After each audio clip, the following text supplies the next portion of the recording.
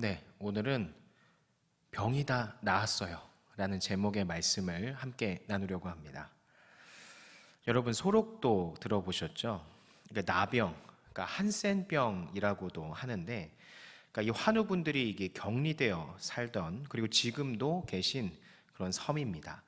제가 예전에 이 소록도에 대한 다큐멘터리를 본 적이 있는데, 이 다큐멘터리를 보고 제가 충격에 빠졌어요. 왜냐하면 그 이전까지 소록도는 그 한센병 환우분들이 이 공동체를 이루면서 살고 또 치료에 전념하는 그 정도로만 생각했는데, 정작 그 실상은 동족들로부터 소외당하고, 그리고 일본군의 생체 실험에 그 끔찍한 고통이 담겨 있는 곳이었기 때문이죠. 그러니까 뭐 아시는 분들은 아셨을 수도 있지만 저 같은 젊은 세대들은 잘 모르기 때문에 뭐 한센병에 대해서도 모르는 경우가 허다하죠. 그러니까 저도 한센병을 알고는 있었지만 환우분들이 소외를 받으셨다는 것은 어렴풋이 알고는 있지만 그분들의 고통이 어느 정도였는지는 사실 가늠하지 못했어요. 그런데 그 다큐멘터리를 보니까 너무나도 깜짝 놀라고 막 눈물이 나기도 하고 분노가 느껴지기도 하고 안타까운 마음도 많이 들었어요. 다큐멘터리를 보면 일제시절 이 소록도에서 한 5, 6m 정도 되는 거리를 두고 이 한센병 부모와 자녀들이 서로를 만져보지도 못하고 껴안지도 못하고 이러지도 저러지도 못하면서 그저 떨어져서 눈물만 흘리는 그런 장면이 나옵니다. 그러니까 가족인데 접촉하면 감염이 될까봐 이러지도 저러지도 못하는 그런 상황을 이제 그려놓은 거죠. 또 일제의 만행에 의해서 강제로 불임 수술을 받기도 했고, 막 생체 실험에 그런 재료로 쓰이는 유린을 당하기도 했어요. 어찌나 그걸 보면서 눈물이 나고 분노가 느껴지든지 그분들의 삶에 그러니까 얼마나 응어리진 게 많았겠어요. 세상 앞에 얼마나 실망과 절망을 많이 느꼈겠냐라는 거죠. 그러니까 8, 90년대 초까지만 해도 한센병 환자가 많았고 또 많은 고통에 시달렸다고 합니다. 그런데 이 질병이 사실은 지금으로부터 2000여 년 전에도 있었고, 그때도 이 병 때문에 많은 사람들이 고통당하고 소외를 당했다라는 거예요. 성경에도 오늘 나병이라고 해서 분명히 나오고 있죠. 그러니까 유대 사회에서 나병 환자는 율법에 의해서 부정한 자로 아주 못 박혀 있습니다. 그래서 이제 격리되고 소외된 삶을 살아야 했죠. 오늘날만큼이나 많은 차별과 고통을 당시에 당했었다라는 거예요. 그러니까 오늘 본문에도 이 나병 환자가 10명이나 등장을 합니다. 그러니까 예수님께서 사마리아와 이 갈릴리 사이로 지나가시면서 한 마을에 이렇게 들어서셨는데 저 멀리서 누군가가 막 외치면서 오는 거예요. 주여, 주여, 주여 막 이러면서. 그러니까 그래서 예수님께서는 가시던 길을 멈추시고 귀를 막 기울이시는 거죠. 누가 나를 부르지? 저 멀리서의 그 외침이 막 가까워 왔을 때 예수님의 눈앞에 막 숨을 주님, 주님 막 이렇게 몰아쉬면서 오는 한 무리가 있었던 거죠. 더 가까이 오니까 몸이 온전치 못한 나병 환자 10명이 거기에 서 있었던 거예요. 그러니까 이 나병 환자들의 손, 발을 보니까 막 다 문드러지고 썩고 얼굴도 흘러내려서 몰골도 보기 안 좋고, 그런 그들이 예수님에게 간청하는 거예요. 주님, 저 좀 낫게 해주세요. 제 병 좀 고쳐주세요. 막 이러면서 간절하게 외치는 거죠. 그래서 예수님께서는 딱 한마디 하세요. 가서 제사장들에게 너희 몸을 보여라. 여러분, 유대 사회에서 제사장에게 몸을 가서 보여라 라고 하는 것은 다 나았는지 확인받고 와라 라고 할 때 하는 겁니다. 그러니까 예수님은 너희가 나을 거니까 지금 제사장에게 가서 다 나았다는 것을 증명하고 와, 이렇게 말씀하시는 거예요. 그러니까 그 말을 듣고 실제로 이 10명이 제사장에게 몸을 보이러 가죠. 그런데 가는 도중에 그들의 병이, 나병이 다 나았다는 것을 이들이 깨닫게 돼요. 그래서 10명이 다 기뻐하죠. 그런데 안타까운 것은 이 10명 중에 단 한 명 사마리아인만 돌아와서 예수님께 감사를 표했고 나머지는 그냥 가버렸다라는 거예요.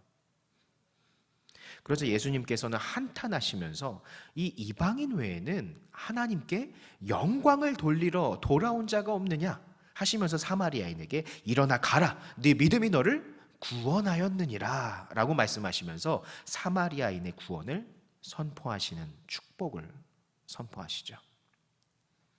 여러분, 우리가 살면서 이 나병 환자만큼이나 큰 질병이나 아니면 기타 여러 가지 병중으로 고통당하신 적이 있죠. 그때마다 여러분은 제일 먼저 뭘 하시나요? 기도하십니까? 아니면 병원부터 달려가십니까? 기도하시면은 정말 믿음이 좋습니다 라고 들을 수도 있겠지만, 정답은 기도하면서 병원에 가야죠. 둘 다 정답입니다. 어느 하나 소홀히 할 수 없죠. 기도도 해야 되고 병원도 빨리 가야 되는 겁니다. 여러분, 하나님께서 여러분의 질병을 치유하실 수 있음을 믿으시기 바랍니다. 오늘은 이 치유에 대해서 우리가 이야기를 더 해보려고 하는데, 여러분, 치유를 다른 용어로 뭐라고 할 수 있을까요? 신학 용어로는 신유라고도 합니다. 신유. 이 신유는 하나님께서 성경을 통해, 그리고 오늘날 우리 삶을 통해 계속해서 우리가에게 허락하시고 우리가 누릴 수 있는 특권임을 믿으시기를 바랍니다. 구약에서 신유는 보통 질병을 어떻게 보냐면 죄에 대한 결과, 그러니까 죄에 따른 징벌로 봅니다. 그래서 이스라엘 전체나 개인이 하나님 앞에 죄를 지었을 때 질병을 통해 다시 돌아오게 하는 이 징벌, 회개의 도구, 수단으로 많이 등장을 하죠. 그래서 신명기 28장 21절 22절을 보면 여호와께서 내 몸에 연병이 들게 하사 네가 들어가 차지할 땅에서 마침내 너를 멸하실 것이며 여호와께서 폐병과 열병과 염증과 학질과 한재와 풍재와 썩는 재앙으로 너를 치시리니 이 재앙들이 너를 따라서 너를 진멸하게 할 것이라, 이렇게 말씀합니다. 그리고 신약에서도 신유는 주로 예수님의 사역에서 많이 동반되어서 나타나죠. 예수님의 사역은 보통 구원과 많이 직결됩니다. 그러니까 예수님의 신유 사역의 목적이라는 것이 단순히 육체적인 치유에만 있는 게 아니라 궁극적으로는 구원에 이르게 하는데 도구로서 사용되었다라는 것이죠. 그러니까 이렇게 보면 구약과 신약의 그 질병을 바라보는 시선이 조금 다르죠. 엄밀하게 말하면 그냥 사람이 보는 질병에 관한 관점, 예수님이 보는 질병에 대한 인식, 이런 것이 조금 다르다는 거예요. 마가복음 5장에 보면 혈루증 앓던 여인이 나오죠. 그러니까 옷자락이라도 만지면 나으리라, 이 믿음으로 나아가 치유를 받게 되죠. 그러자 34절에 예수님께서 그 5장에서 말씀하십니다. 네 믿음이 너를 구원하였으니. 오늘 본문도 마찬가지예요. 그에게 이르시되 일어나 가라, 네 믿음이 너를 구원하였느니라 하시더라. 구약과 신약에서 말하는 신유는 개인의 육적인 그 치유의 목적도 있지만 그만큼이나 중요한 것은 사실 영적인 회복에도 그 초점이 가 있다라는 거예요. 사도행전에 보면 초대교회에 대해서 서술이 되어 있는데, 초대교회가 복음을 전하는 데 있어서 많이 나타났던 기적 중에도 신유가 많이 있습니다. 사도 바울을 통해서도 많은 병고침이 일어나고, 베드로와 요한 사도를 통해서도 날 때부터 안진뱅이였던 자가 일어나는, 이와 같은 모든 치유의 사역들이, 병고침이 일어나죠. 우리 성결교회는 전통적으로 사중 복음이 있습니다. 중생, 성결, 신유, 재림. 그러니까 성결 교단을 대표하는 이 네 가지 중에 신유가 있다는 것은 그만큼 신유가 성결인들의 신앙 생활에 큰 부분을 차지해 왔다라는 걸 우리가 알 수 있죠.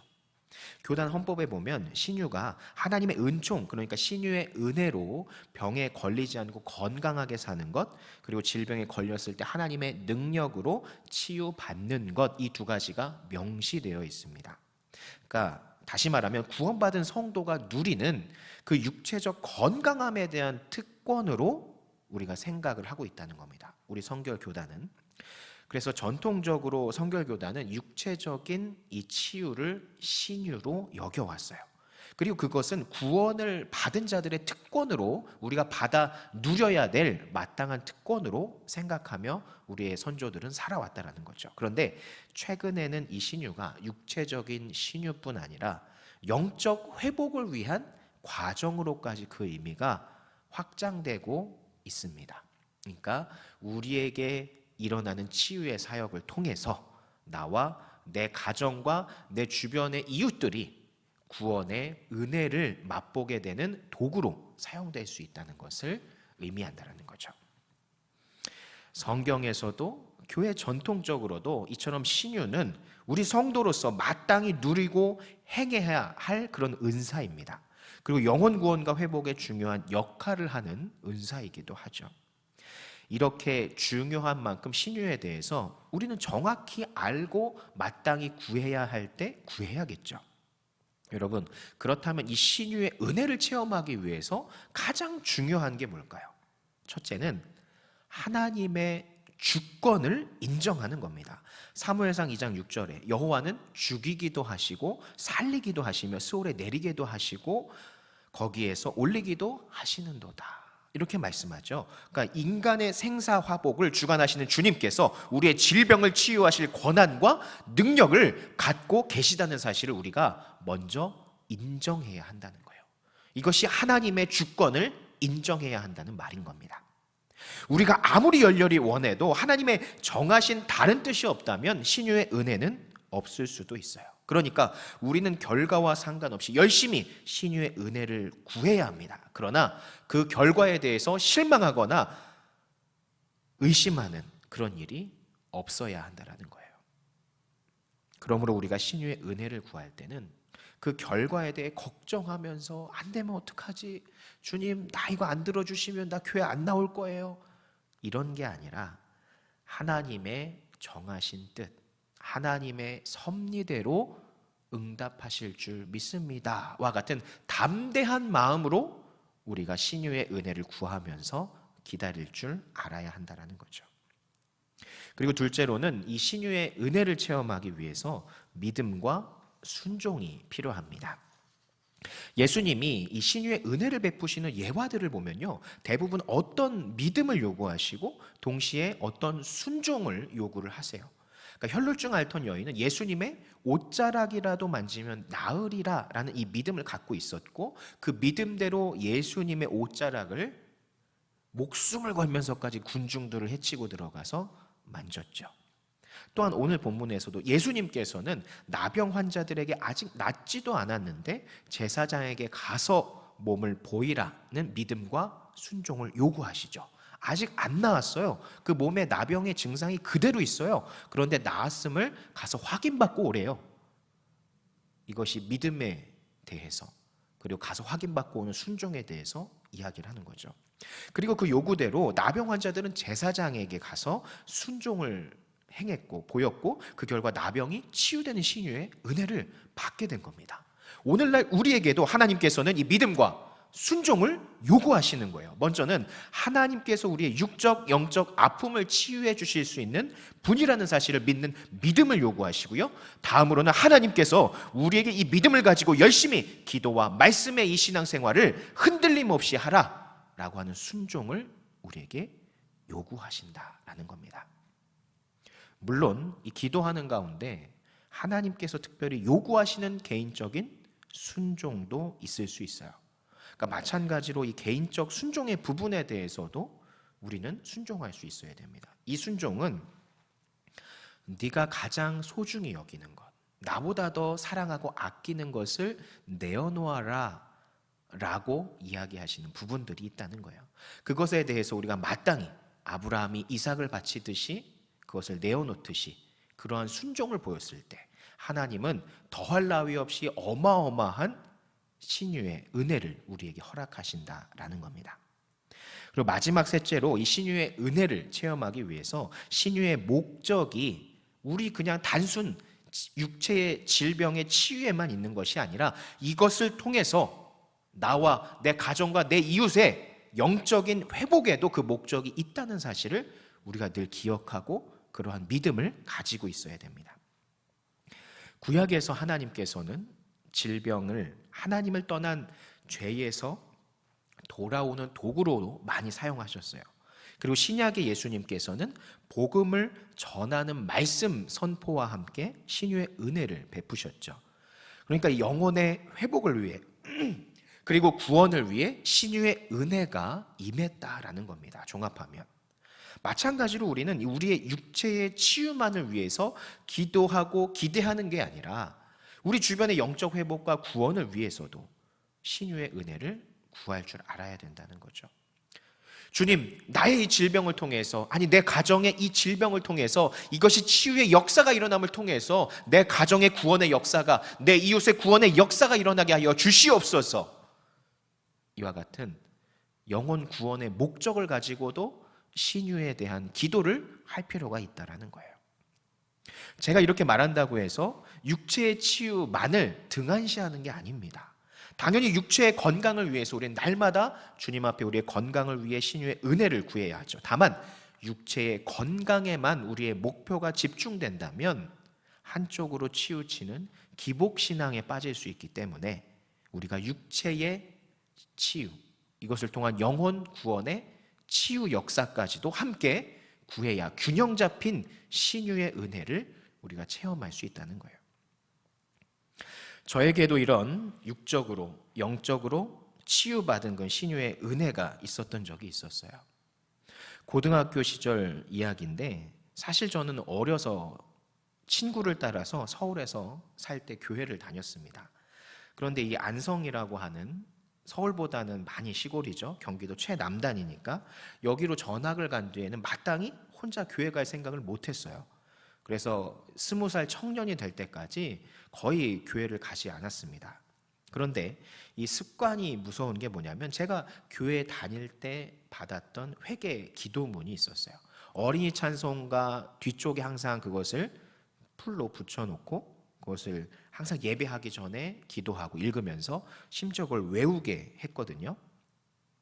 어린아이였지만 이 죄와 회개 그리고 구원이라는 것을 들어서 알고는 있었던 거죠. 그래서 혹시나 내가 교회 가지 않아서 구원을 못 받아 천국에 가지 못할까 봐 잠자기 전에 겁이 날 그럴 때가 학창 시절에 꽤 있었어요. 그럴 때마다 이 생각나는 기도문의 내용을 읽으면서 혹은 기억해내면서 나름 기도하면서 잠들었던 적도 있었습니다. 그런데 그러면서도 교회는 가지 않았어요. 그렇게 저의 이제 학창 시절이 막 흘러가고 학창 시절 막바지 고3이 되었죠. 이 고3 때 아주 큰 일이 벌어지게 되는데 체육대회 때 제가 씨름 대표로 나갔어요. 지금 제가 이 덩치만 봐도 조금 힘 좀 쓰게 생겼다. 네, 이렇게 생각하시잖아요. 그래서 제가 씨름을 잘해서 나간 게 아니라 지금처럼 그냥 살쪄서 그냥 덩치 커 보이니까 다른 운동 못하니까 힘이라도 써라. 그래서 나간 거예요. 그런데 나가서 우연히 첫 경기를 제가 다른 기술도 아니고 뒤집기로 승리를 따냈습니다. 저도 어떻게 했는지 몰라요. 그냥 순식간에 갑자기 정신 차려보니까 내가 뒤집기에서 이겼대요. 그래서 승리를 맛보게 돼요. 저는 운동을 잘 못해요. 단순 운동만 하지. 그래서 그때가 정말 처음이자 마지막일 정도로 기술을 써서 운동에서 승리한 적은 처음이었어요. 너무 기뻤죠. 어떻게든 1승을 따냈고 도움이 됐으니까. 근데 그 후에 한 2주 정도에 걸쳐서 허리가 엄청나게 아프기 시작을 한 거예요. 이게 허리만 아프던 게 엉덩이 쪽으로 내려가더니 다리 아래 종아리까지 발까지 통증이 내려간 거예요. 학교에도 못 갔습니다. 왜? 일어서서 걸을 수가 없어서. 그래서 누워 있었어요. 근데 너무 아프니까 잠도 안 와요. 그래서 잠도 못 자고 거의 뜬 눈으로 한 주 이상을 보내고 나니까 일주일 반 정도가 지났는데 8, 9kg가 그냥 빠져 있더라고요. 밥도 제대로 못 먹고 잠도 못 자니까. 나중에 알았는데 이게 급성 디스크가 온 거예요. 그래서 병원에 다니면서 막 물리치료도 받고 여러 가지 힘을 써봤는데 더 악화만 되더라고요. 절망했어요. 왜? 고3이니까. 공부도 해야 되는데 대학도 가야 되는데 몸은 아프고 근데 그 와중에 딱 예수님이 생각이 나는 거예요. 그래도 들었던 게 있다고? 그래서 막 기도했어요. 예수님, 저 한 번만 살려주세요. 제가 교회 꼭 나갈게요. 제발 한 번만 저 이 아픈 거 질병 좀 치유해 주세요. 제가 그럼 예수님 정말 믿고 교회 나가겠습니다. 그런데 신기한 게 그 기도를 한 후에 그 병원에 새로 오신 물리치료 선생님과 제가 짝을 맺게 됐어요. 그 선생님이 저를 전담해서 치료를 해주기 시작했다는 거죠. 그런데 그분이 크리스천이셨어요. 남자 선생님이셨는데, 그래서 그분과 이야기도 하고 상담도 하고 허리 치료도 받았어요. 여러분, 이게 도수 치료 아시죠? 지금은 많이 보편화되고 많이 알고 계세요. 뭐 지압, 마사지, 그리고 뭐 추나까지도 하기도 하는데, 그거 한 번 하는데 실비가 얼마인지 아시죠? 꽤 비쌉니다. 그때만 해도 1시간에 5만 원 이상씩 했던 걸로 제가 기억해요. 그때는 보험도 안 됐습니다. 그게 이제 2002년도, 3년도 그때니까 엄청 비쌀 때였어요. 그런데 저는 그 치료를 무료로 받았습니다. 한 달 풀코스로.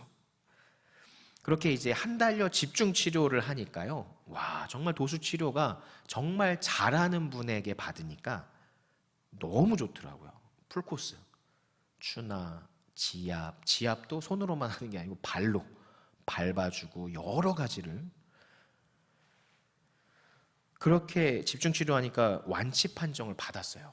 정말 하나님의 은혜죠. 제가 그 선생님을 만나지 못했다면 아마 더 큰 고통을 당해서 금방이라도 막 수술을 해야 되는 아주 안 좋은 상황이었을 거예요.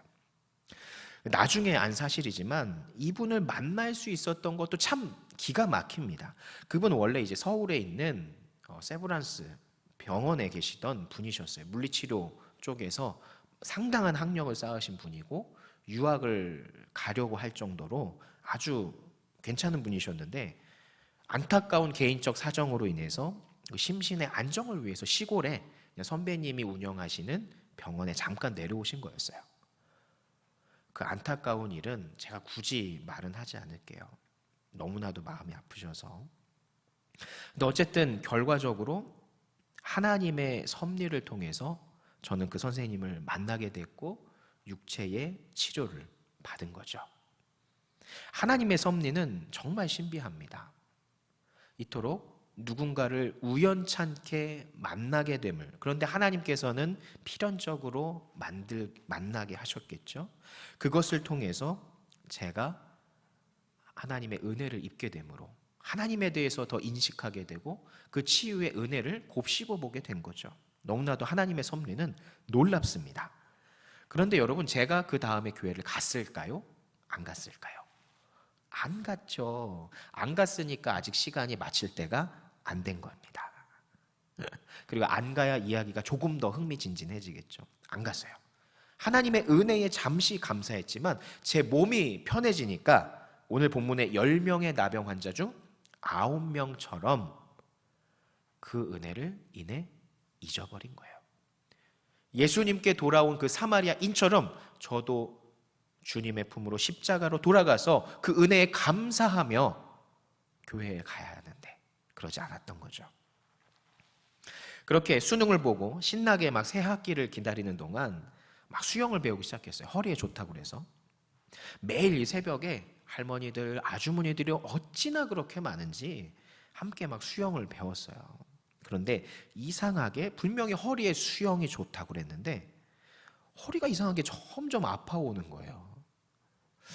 여러분 잘 아셔야 되는 게 수영이 허리에 좋은 게 아닙니다. 허리에 좋은 운동은 수영장에서 물속을 그냥 걷는 거래요. 걷는 거. 그러니까 몸의 하중, 몸의 무게가 물속에 들어가면 어떻게 되죠? 몸이 뜨니까 부담이 줄어들잖아요.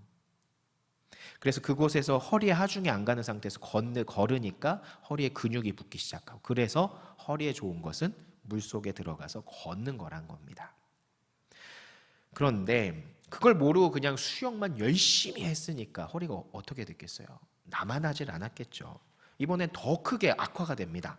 디스크가 이 연골 조직인데 3개의 막으로 되어 있다고 그래요. 근데 그 막 안에 체액 성분이 있어요. 그런데 그 3개 막 중에 전 2개가 이미 찢어져서 터져버린 거예요. 그래서 수액이 질질질 막 새고 있었던 거죠.